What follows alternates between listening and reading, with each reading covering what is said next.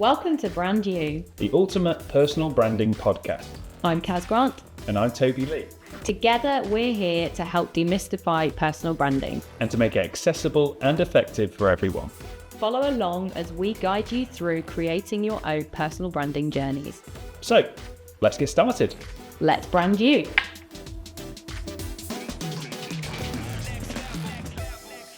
Hi everybody and welcome back to the Brand You podcast. We are back for series 2 and we are bringing you lots of juicy episodes all about personal branding and taking your personal brand to the next level in 2025 and beyond.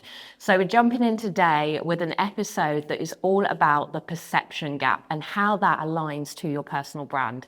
So we're going to be talking about what the perception gap is. We're going to be talking about how your personal brand can help you bridge that gap, and then also lots of other tips on that as well. So Toby, what is the perception gap? So I'm really excited about this because this is going to help us and our audience understand how it is we're being perceived. And essentially, it's the gap between how you view yourself internally and how others perceive you externally. And if we can analyze this, we can then work out, okay, what is that gap and how do we now bridge that gap so actually the two align? So for example, you might be, I'll tell you what's a better example actually, is a lot what clients tend to say to me when they come for photo shoots. It's, I want to have these kind of photos that are really professional and look amazing. I see all these other people, using and it works for them and their brand. But I don't want to look like this. I don't want to look like I know it all. I don't want to look like I'm, full of myself and things like that. So it's the idea of going, okay, well, let's just take a step back. Let's look internally. Okay, how do we view ourselves internally? What is our kind of confidence level, our skill set? Let's look at it externally. How are people actually viewing us? And are they ever going to see us like that? Whatever you fear, and how do we bridge that gap essentially.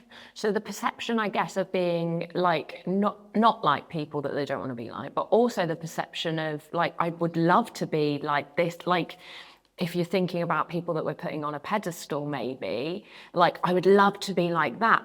But the gap, I feel like I'm just this person. The gap is so far. So it's like maybe looking at it in the positive side and then also a bit of the negative side. Absolutely, where we don't like what they're portraying and we're worried that we're going to end up like that as well. Yeah, and also it really then we can use it to then help us create something unique.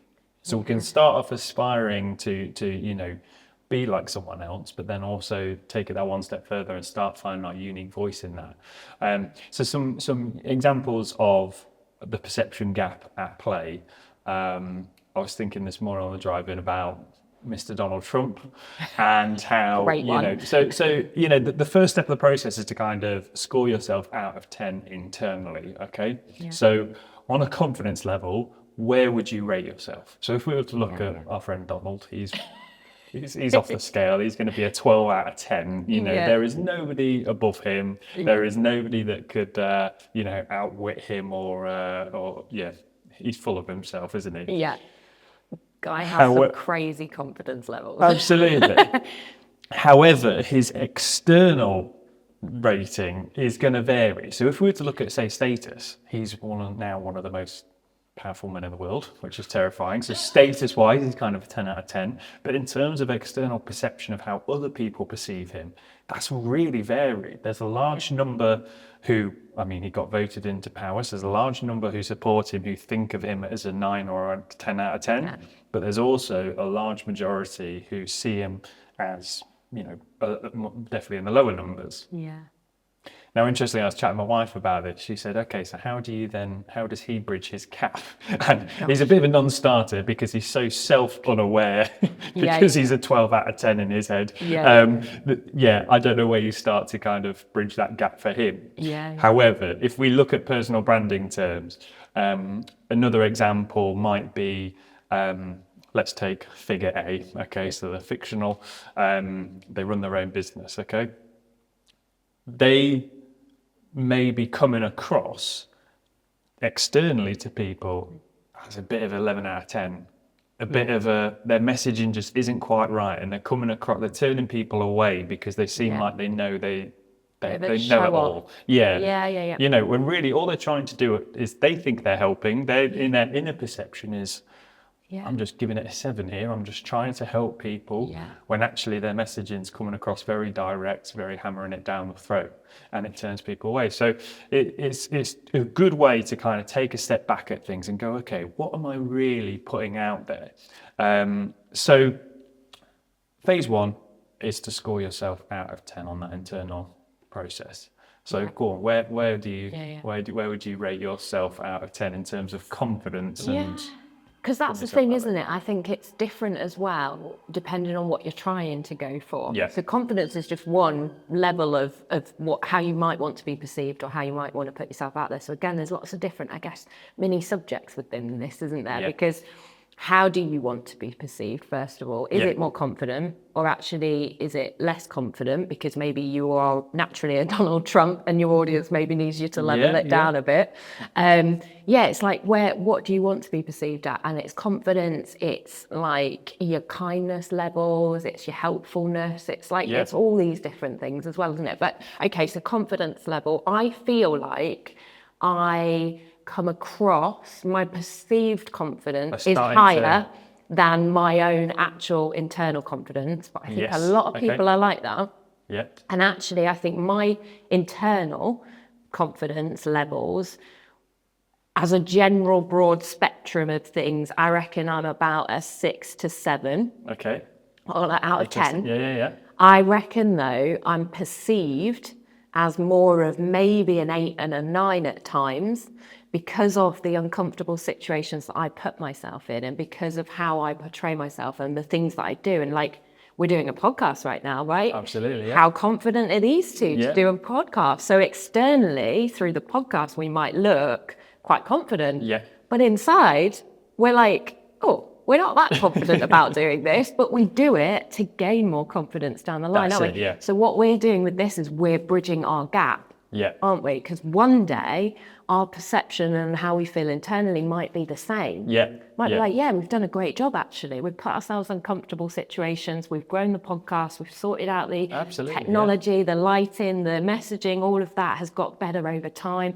Ooh, we suddenly then start to feel a bit more confident as well. So it's interesting, isn't it? Well, what's interesting there is like your gap there then, so between your internal and external scores you gave yourself is only 1 or 2. Yeah. So actually that's not a massive gap already to try and close. That's a really good place to be. Yeah. And I'd say my scores would probably be similar. Like I kind of probably see myself as a 6 or a 7 as well in terms of walking into a room of people I don't really know, I'll naturally position them higher than me until I meet people and work out, am I on your level or not? You know, so I naturally keep myself on the modest, humble side of things. But in terms of like personal confidence in my own skills and stuff, I'm really confident there. And then externally, similarly, I think like to what you're saying, because, you know, I do try and interact with people online. I do try and be confident walking into a room. I do quite a bit of public speaking and things like that, and the podcast and things and videos. You know, all those things add up to kind of building that perception. So again, not a massive gap for me either. So in terms of external score then, if we were to kind of rate each other, I mean, probably what you sort of said, I probably would say it'd be even higher. I'd say a 9 or a 10 if I'm honest. Really? Me rating you from you know, my perception of your kind of reputation online, what I see you out and about doing, from what you're choosing to show. Let's not forget, it's not like, you know, I'm following you around going, how confident does she seem today? Oh, she didn't seem too sure about that, did she? You know, I'm going off what you're choosing to put out through your personal brand. I'd say a 9 or a 10. And that's an exciting place to be because it's authoritative, it's expert level, but without any Donald Trump 11 or a 12, you know. Yeah. And the same to you as well. I think I perceive you at that higher confidence than you perceive yourself, definitely. Yeah. And again, like nobody else knows the thoughts that are going on internally in all of our human minds, do they? No. So all of us, to a certain extent, are a little bit less confident at some things than we are the others. Absolutely, yeah. I think the key differentiator between successful people, successful personal brands, people that go and have that confidence and get it done Yeah.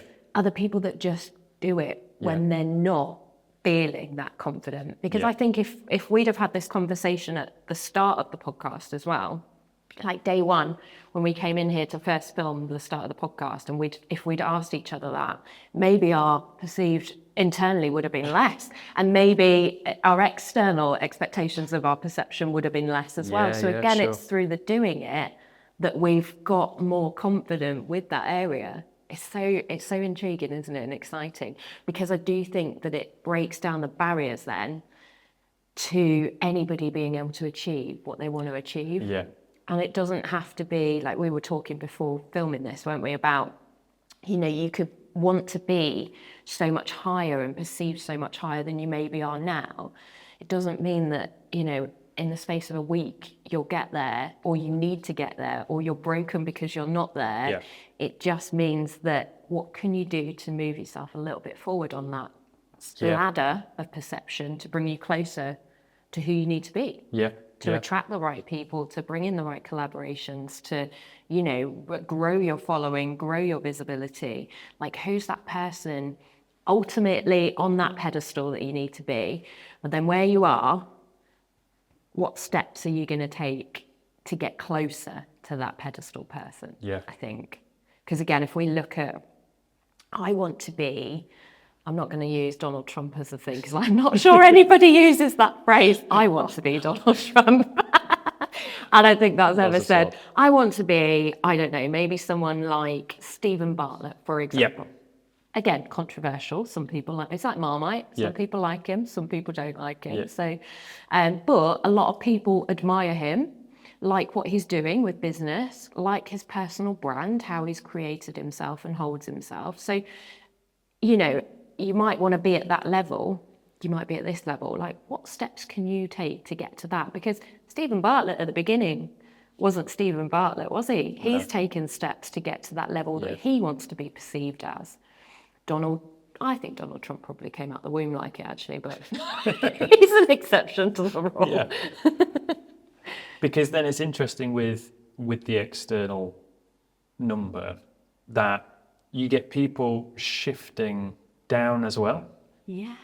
So you might have somebody of incredible influence. Say we've spoken about the Gymshark owner. Yeah. Ben Francis. Ben Francis, that's it. Thank you. In terms of influence, confidence, what he's achieved, he's a 10. Yeah. But he wants to be like a man of the people. So he kind of plays himself down a bit. So it's almost like in that 9 and 10 category, it's almost like not being afraid to be unique and to be disliked. And that's where people like Stephen Bartlett and those unique characters that we can describe as Marmite, and some people love him, some people hate him, kind of fall into. Yeah. And then sort of your sevens is that middle ground of like, you're as far as you can go without not pleasing everyone. Not pleasing everyone. Yeah. And that's the thing, isn't it? Like, all of us maybe are trying too hard to be that thing that everybody will like and is like, and I am the best at this, right? I have spent the majority of my life, I've got a post coming out later today about it. Like, I've spent the majority of my life being that people pleaser, being that person in the middle. I want to be like Marmite. I want to be the one everybody likes, right? So my whole life has kind of led me down that road of doing that. And then you get to that pivot point where you're like, oh, actually, like, I don't want to blend in anymore. That's how I've described it in the post, actually, about blending in. I don't want to blend in anymore. I want to stand out a bit. And actually, I want to stand out and be this version of myself and this person, not someone different. This unique blend of me, this person, but she's a little bit up there from where I am now.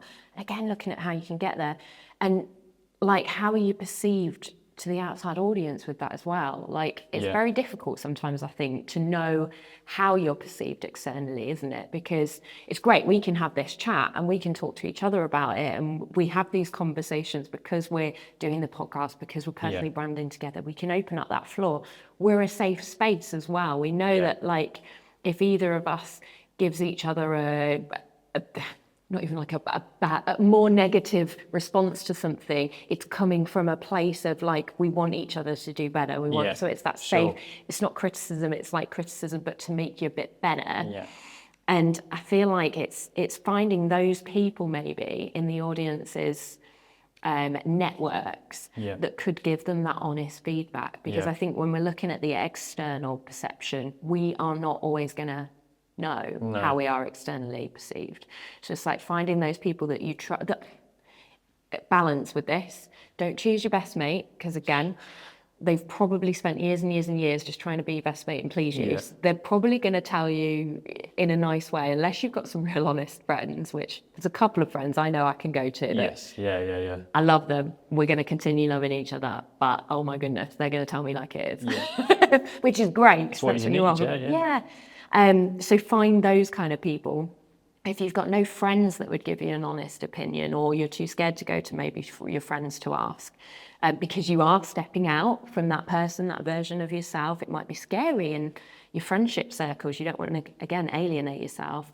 So if you haven't got the friends, is there anybody in your family? Is there anybody like that you've connected with in the networking space, in the online space? Like, have a little like coffee with them, sit down with them, chat via Messenger with them. Can you give me an honest opinion on how you perceive me from the external thing? I want to know, I want to understand, so that I know if it's aligned to what I'm trying to be or not. And if not, I can tweak it. Yeah, absolutely. Power in knowing. This isn't bad to know. There's power in knowing. It's worse not asking and just keep going down that route. And not knowing that actually you're not coming across how you think you are. And again, you're learning how to personally brand yourself. Like, the listeners to this, they're not paying for a professional, they're not paying for an agency, they're not paying for people to do it for them. So you're learning as you go. You're not going to get it perfect all the time. There might be things that you put out that flop. There might be things that you put out that someone goes, oh, I didn't think that you were like that kind of person, or what. Feedback. It's feedback. Not criticism, it's just feedback. Learn from it. Pivot on that post again in the future. Do something maybe a little bit different.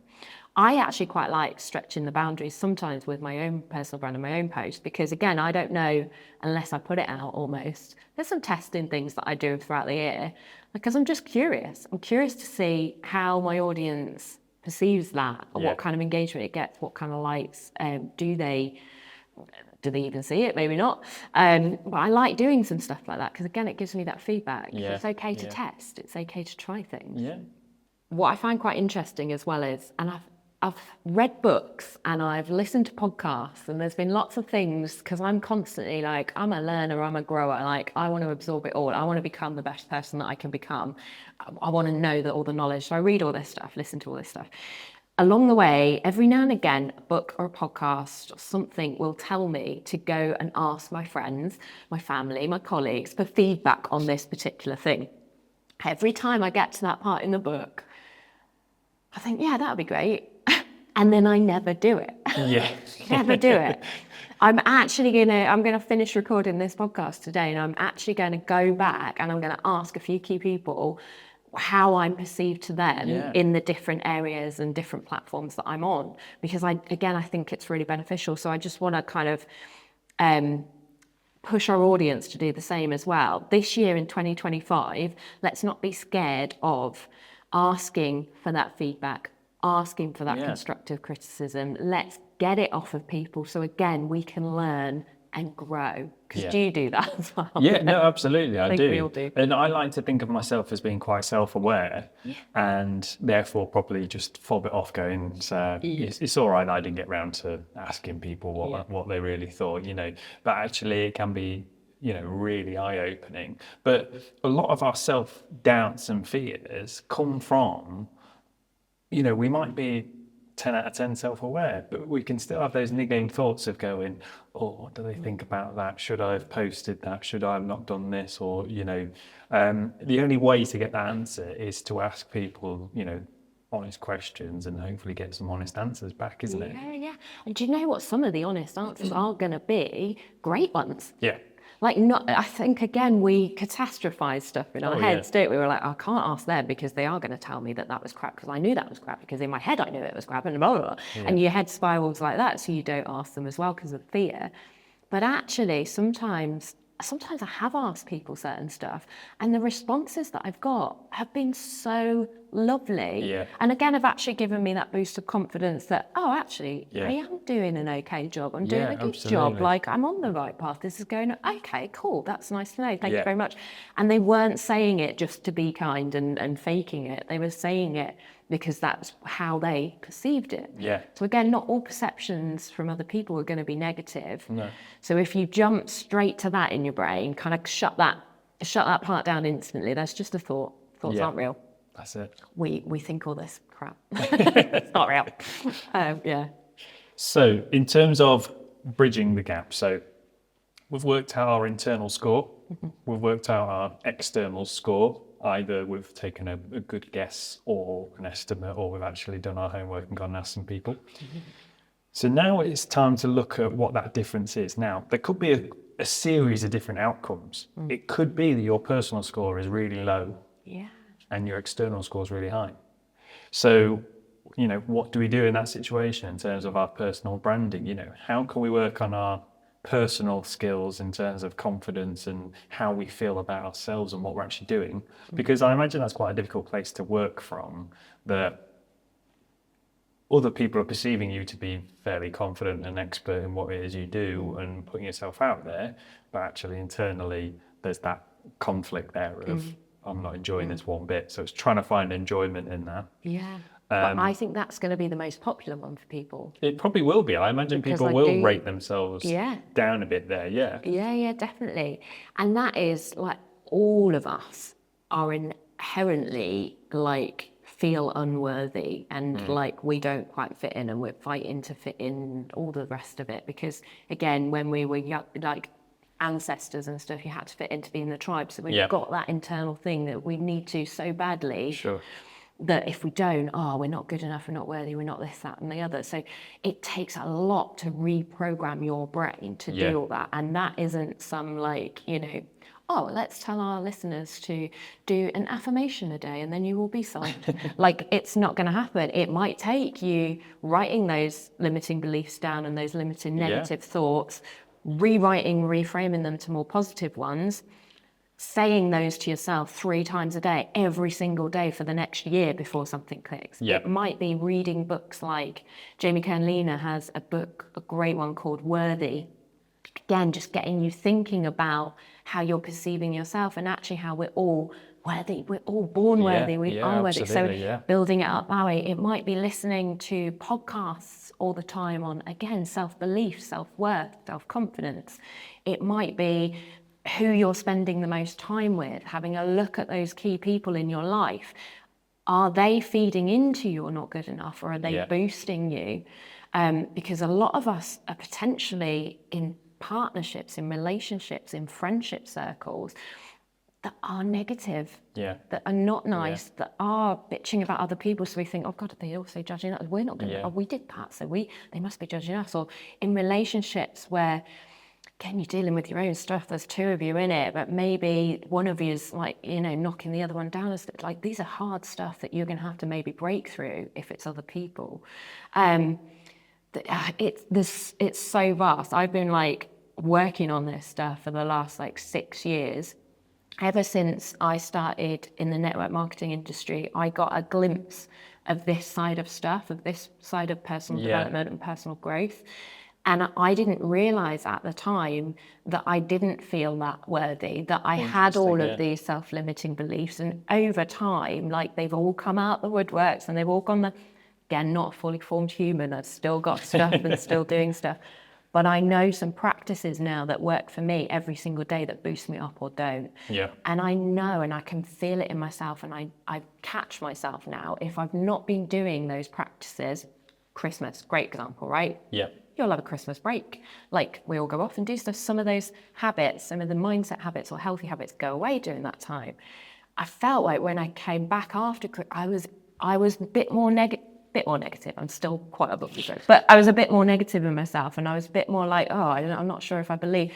Started doing the mindset thing, started doing the affirmations, started reading the personal development books, the hanging around of those great people again, boosting myself, listening to the podcast, exercising again, looking after myself, like all of the things that make me feel like I am good enough and I am good enough.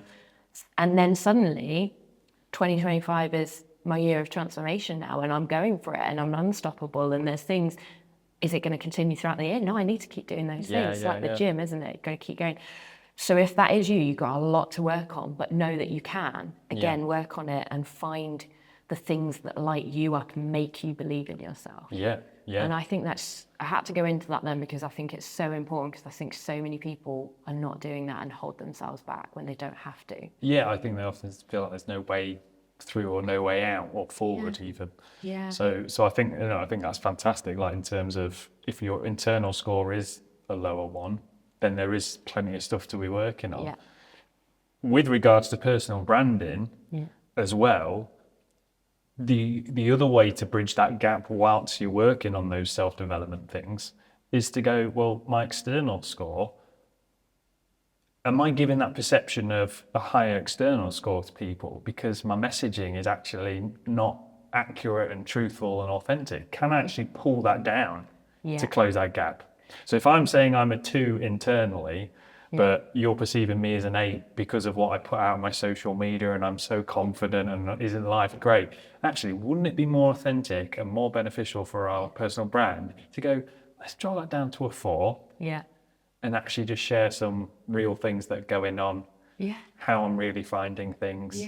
You know, some vulnerability. Exactly, there's nothing, and the reason, so I agree with what you said earlier, that it will be the most common outcome of probably getting a low internal and a high external. The other reason for that will be is when we go into personal branding or do anything marketing wise, we're always copying. We're always looking at people we aspire to be like and go, well, I'm going to do what they do, because I've done it with photography. You know, my style's changed so much over the years because I've just tried to mimic things that other people have done and eventually found my own style. But and not necessarily copying, it's you're inspired by that. You're inspired by it, so you take that on yourself. And then same with marketing principles. You know, how many times have you tried something and then the next week ditched it because it's not worked? And it's like, well, it hasn't worked because you just, copied it and didn't stick it through and didn't actually know what it was you were putting out there at the time anyway.